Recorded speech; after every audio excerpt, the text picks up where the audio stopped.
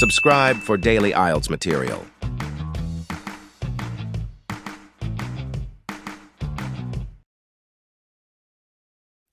Section 1. You will hear a telephone conversation between a customer and the receptionist at a courier company. First, you have some time to look at questions 1 to 8.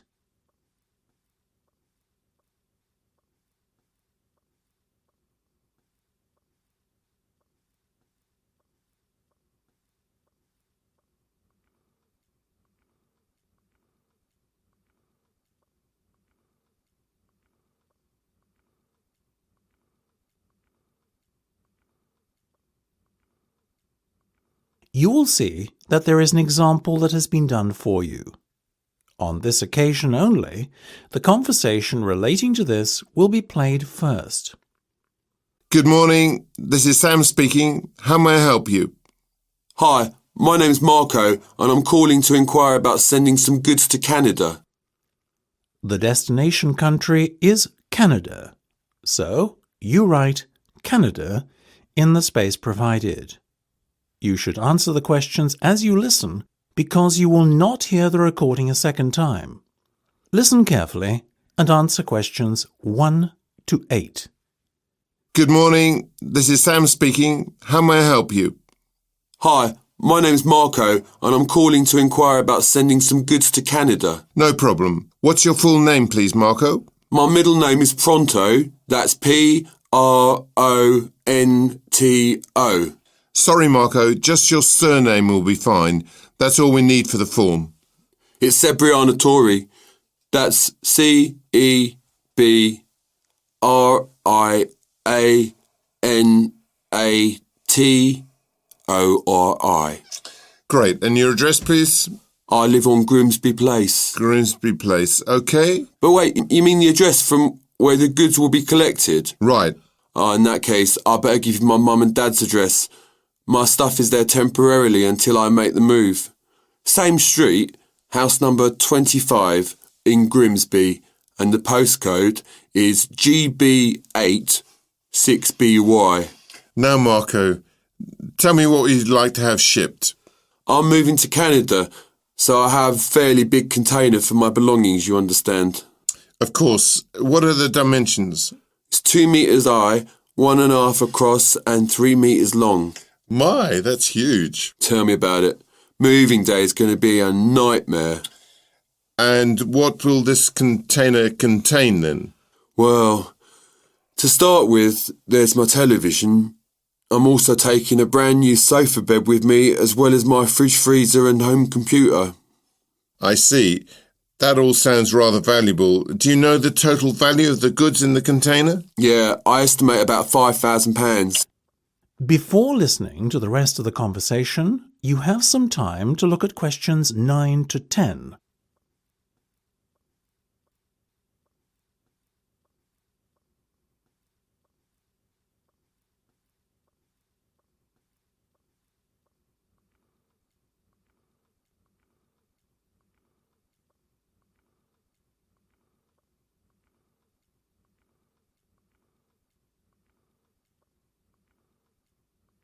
Now listen and answer questions 9 to 10. Excellent. Now, shipping to Canada is not by any means cheap these days, so this is going to cost you £500? That would nearly pay for a new TV and sofa. It's a lot of money, isn't it? But as I said, shipping is an expensive business. How do you intend to pay then, Marco? Credit card, okay? Fine. I assume you are the card holder. Actually, it's my sister's account. Mine is a little tight for me at the moment with the expense of the move, so it's either a case of ask sis or ask the parents. Which would you choose? I see what you mean. Okay, I'll take the details in a moment and confirm the collection date. But first, let me just ask you a few questions about your move to Canada. The Canadian government requires all shipping companies to carry out a thorough check before agreeing to ship goods into the country. And part of that check is a personal profile of our customers, you see. So, why are you moving to Canada? My girlfriend's Canadian. I'm going to live with her. And what will be your employment status over there? Well, I'm travelling on a working holiday visa, but I hope to secure a work-sponsored visa shortly after arrival. I see. A holiday visa? No, a working holiday visa. That allows me to stay in the country for 12 months as opposed to 60 days with a holiday visa. Okay, no. That's the end of section 1. You have half a minute to check your answers.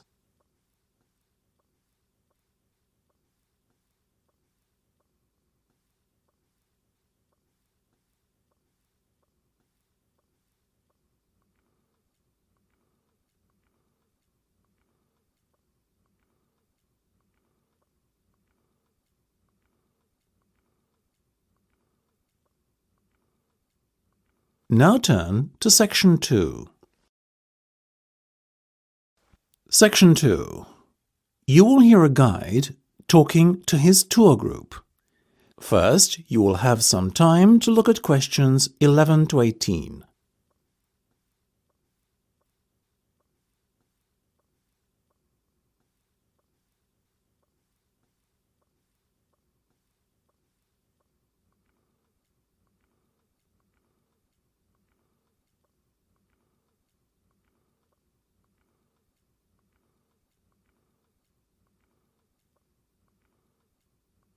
Now listen carefully and answer questions 11 to 18.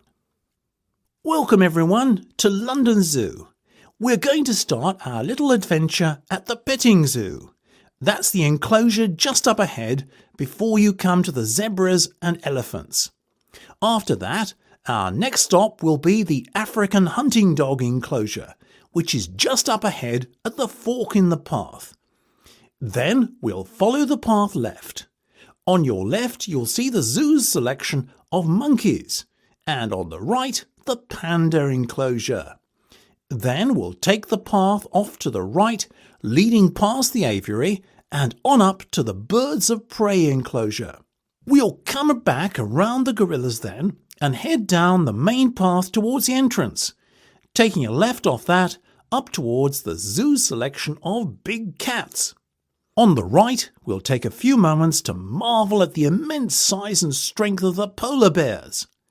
Then we'll follow the path around by the leopard enclosure to pay a visit to the king of the jungle himself, the lion. After the lion enclosure, we'll walk past the other big cats and hunting animals towards the reptile enclosure. One of the highlights of a visit to London Zoo is seeing the emperor penguins. But before that, there's the seal pool to visit. We'll arrive there just in time for feeding at 3 o'clock. That leaves us with 5 more enclosures to visit. First, the Arctic fox enclosure, followed by the rhinos and dolphins, left and right respectively, and then on to the hippo enclosure.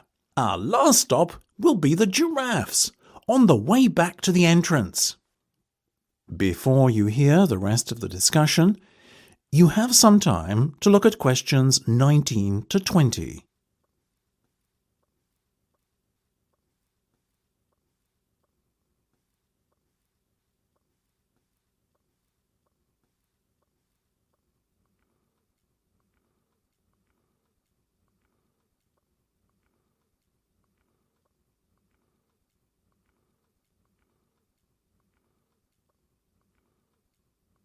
Now listen and answer questions 19 to 20.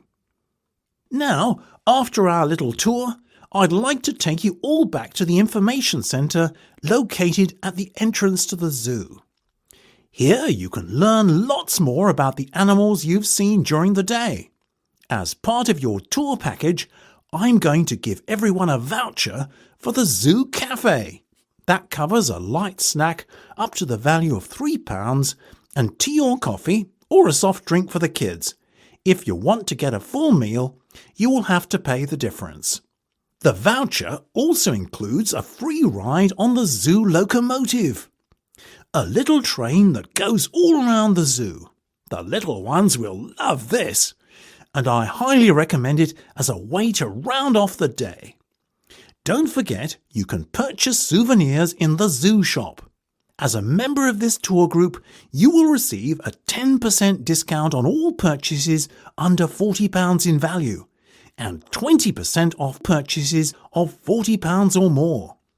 If you are thinking of coming back to the zoo again in the near future, you may also want to consider purchasing our season ticket, which is on special offer at the moment with 40% knocked off the price. So I think that's all the bases covering what we needed. That's the end of section 2. You have half a minute to check your answers.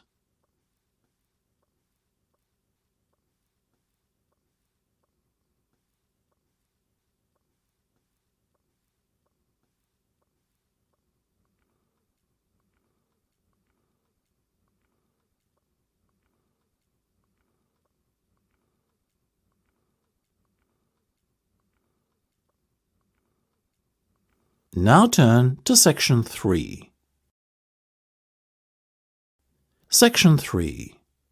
You will hear a discussion between two work colleagues and their manager about the restructuring of their company. First, you have some time to look at questions 21 to 25.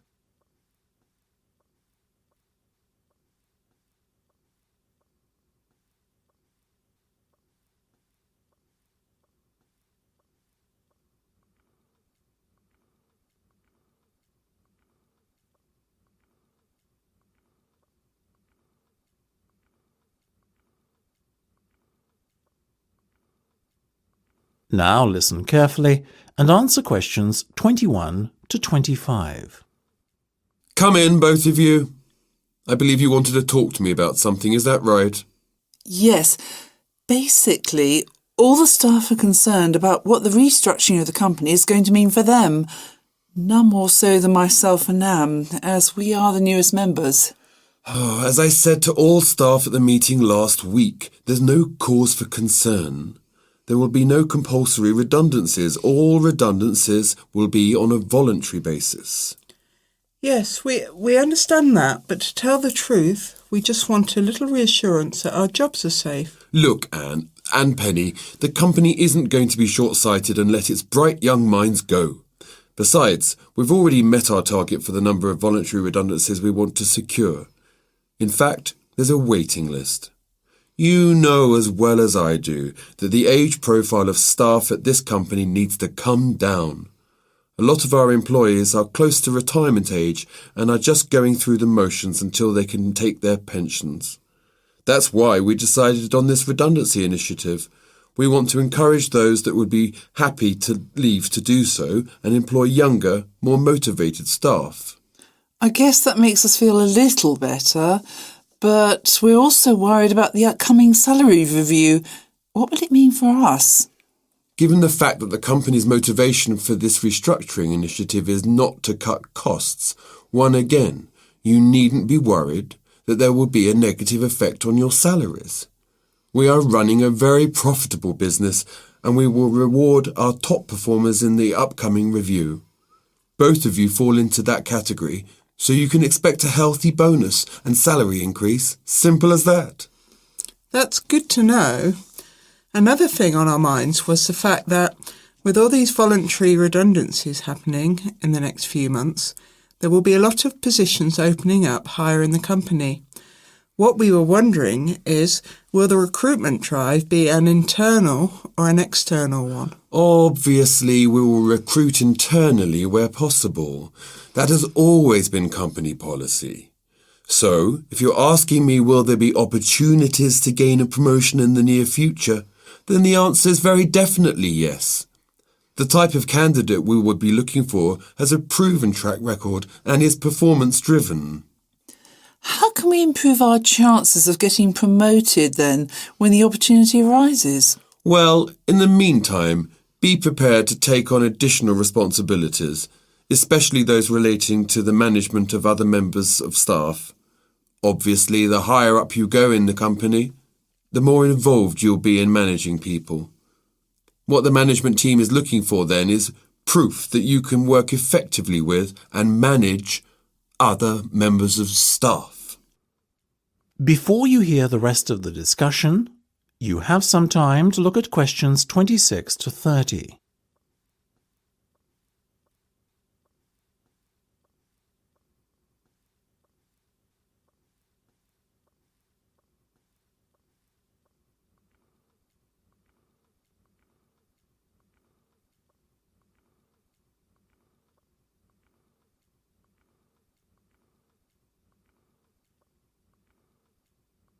Now listen and answer questions 26 to 30.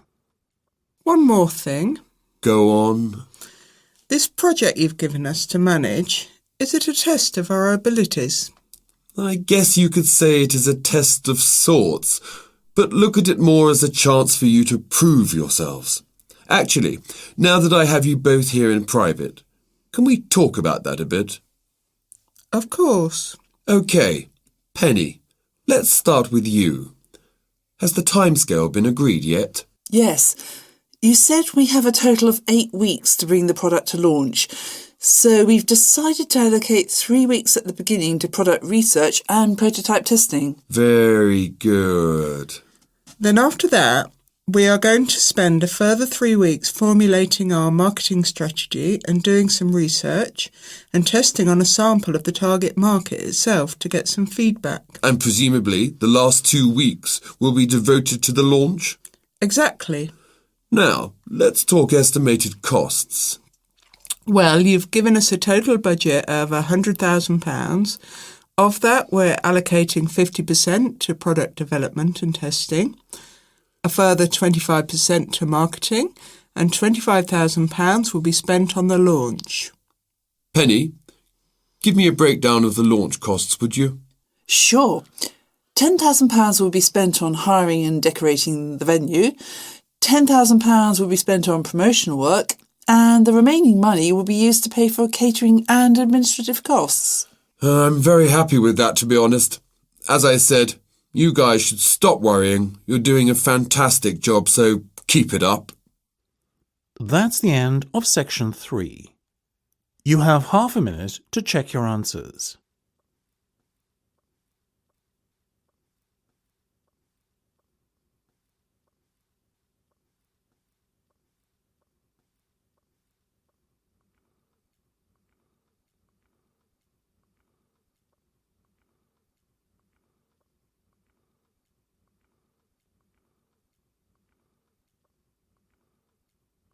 Now turn to Section 4.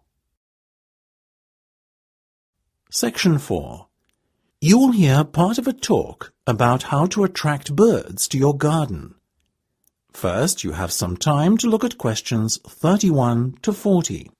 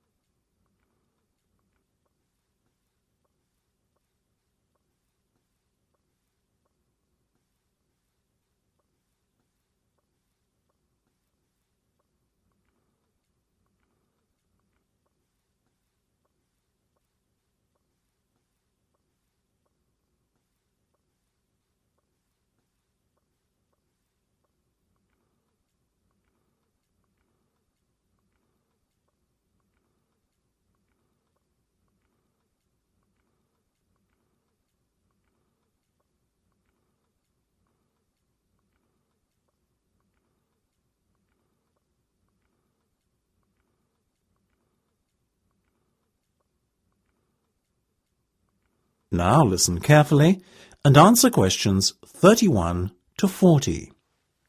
The best way to attract birds to your garden is by satisfying their basic needs, which are the need for water, the need for food, and the need for safety.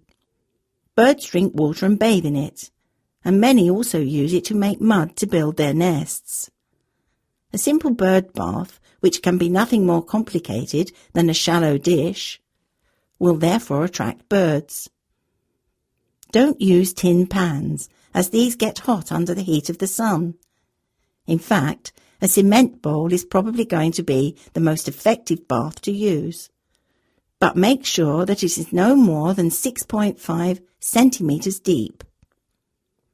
The best time of all to attract birds to your garden, and indeed the time when they need your help most, is during the winter season. During summer, birds can find most of their food on their own and are largely self-sufficient. In winter, however, they benefit greatly from the help of their human friends. Often, when it is cold, an ice or frost crust may form over the ground, covering the birds' natural food supply. It is when this happens that they really need your help with feeding. It is probably best, though, to start feeding from late autumn onwards. That way the birds will become used to finding food in a certain spot. So later, after the onset of the winter, they will become a permanent feature in your garden. Put food out at night so that the birds will find it the next morning. And whatever you do, make sure that you make your feeder accessible from a raised landing area only. Otherwise, you will find yourself attracting some unwanted pests such as rodents like mice, and worse still, rats. Continue feeding until early spring, when food becomes plentiful again. If you cannot serve them insects, then try to give the birds suet, a form of beef fat. You can buy this cheaply at pretty much any meat market, so it won't cost you an arm and a leg. As well as being nourishing, suet also has the advantage of not freezing during cold weather. Many birds will also enjoy crumbs, nuts and seeds. You can even serve them boiled potatoes and hard-boiled eggs, provided these are finely chopped. Other foods you probably have lying around in your store cupboard may also be used. Try feeding them raisins, figs, dried fruit generally, biscuits, boiled rice, and so on as well. If you want to build a birdhouse or nesting box, I would encourage you to proceed by all means. These offer fine protection, especially for the smaller and more vulnerable species. You can buy ready-made nesting boxes and shelves for a very reasonable price these days. Alternatively, if you fancy doing a little DIY, they are not very difficult to build either. Most birds prefer houses made of rough slabs of wood covered with bark, which to the birds feels quite authentic and natural.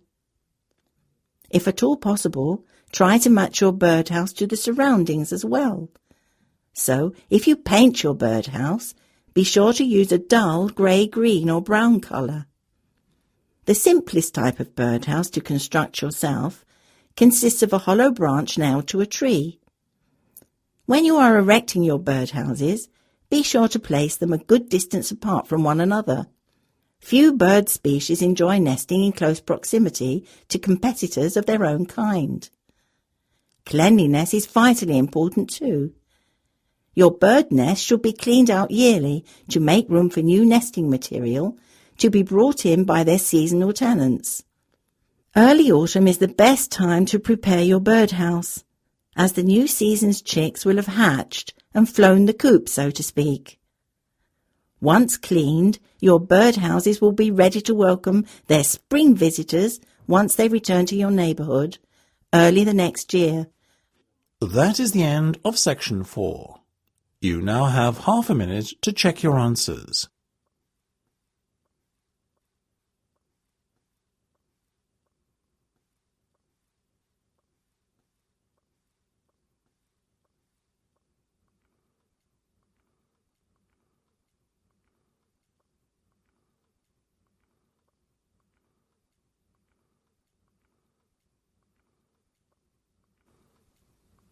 That is the end of the listening test. You now have 10 minutes to transfer your answers to the listening answer sheet.